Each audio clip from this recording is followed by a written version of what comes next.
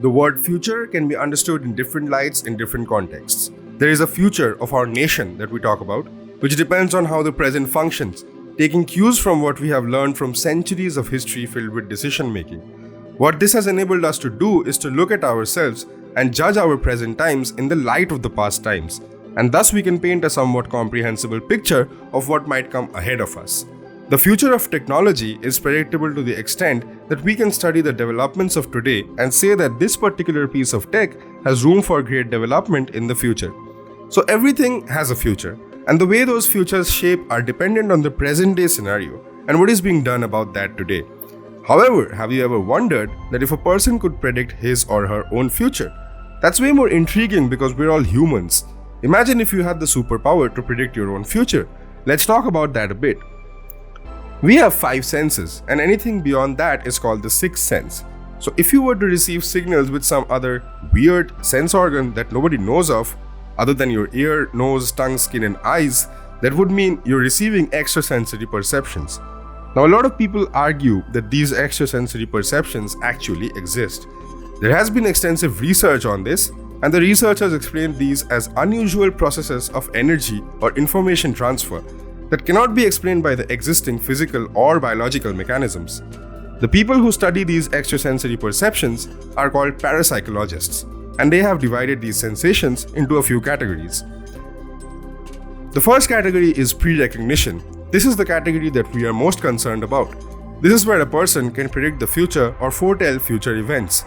This theory of having future vision or future sight has been widely accepted by generations of people in the historical context.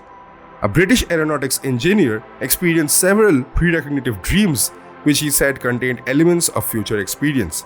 He even developed a technique to record and analyze them so that he can later compare them together. He suggested that dream prerecognition had more to do with the experiences of the future than the events that unfolded. So when he dreamt of a volcanic eruption, subsequently he read an inaccurate account in a newspaper. In 1932, Charles Lindbergh's infant son was kidnapped, murdered and buried among trees. Henry Murray and Dr. Wheeler, 2 psychologists, tested prerecognitive dreams by calling in people. Out of 1,300 dreams, 5% envisioned the child dead, and 4 out of the 1,300 had dreamed about the location of the grave.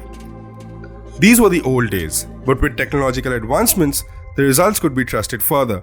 In 1969, Helmut Schmidt introduced the use of high-speed random event generators for prerecognition tests.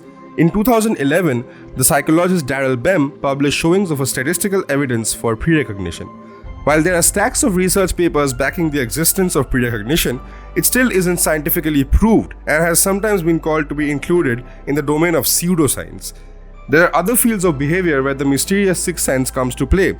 Think about telepathy, when you understand something that the other person is trying to say, or even call each other just at the same time. Clairvoyance is another extrasensory ability to perceive events that do not directly stimulate your senses. While playing cards, if you somehow know which one will be dealt next, you are experiencing clairvoyance. And last but not the least, let's not forget about psychokinesis, which is an ability to affect the physical world purely through thought. That's a whole different world of bending spoons and performing levitation. The idea of the sixth sense is very interesting, and it would have been great just to probably have one. No research, nothing, just give us a sixth sense. Any person can ask for whatever sense he wants. That would be great.